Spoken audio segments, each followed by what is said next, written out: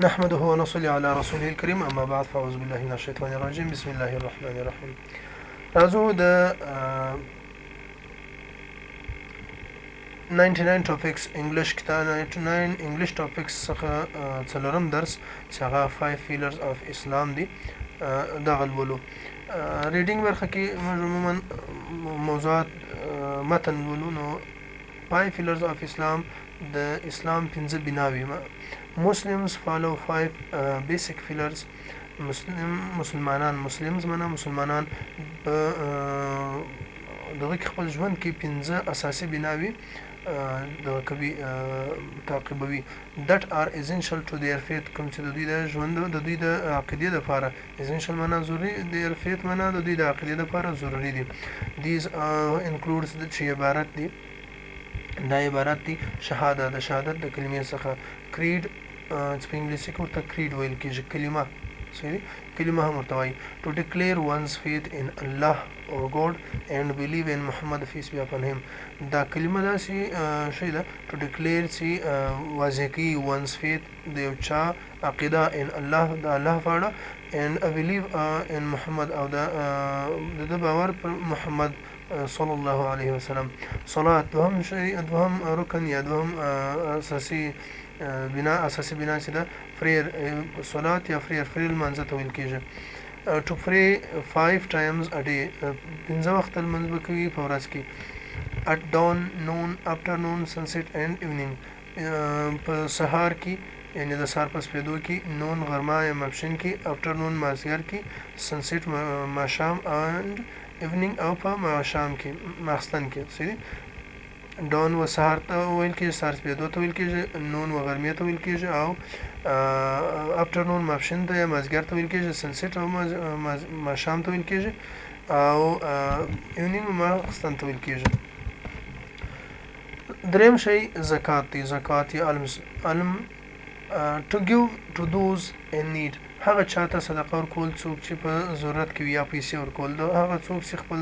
تر ضرورت اضافه پیسې ولري نو زکات یا پیسې ورکوي. صوم یا روژه دریم څلورم صوم دی فاست په انګلیسي کې فاست ورته وایي to fast during رمضان د رمضان د میاشتې روژه نیول یو بل رکن دی. حج to make pilgrimage to Mecca at least once during a person's lifetime if the person is able و مکې معظمې ته تلل او حج کول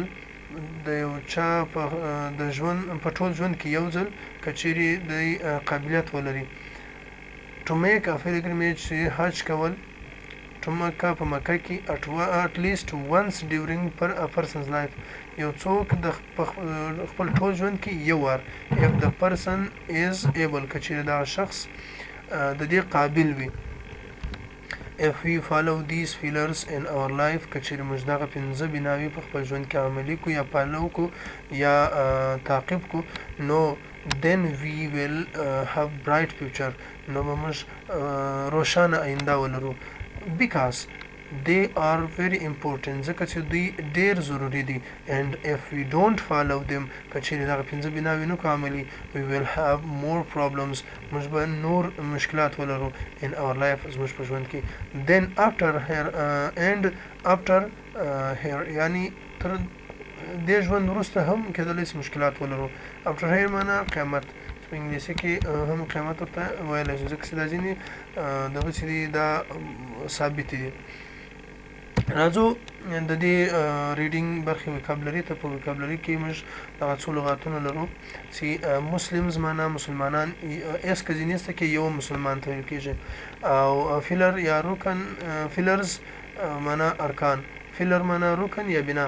اسنشل معنا اساسي یا ضروري فیت معنا ایمان یا عقیده او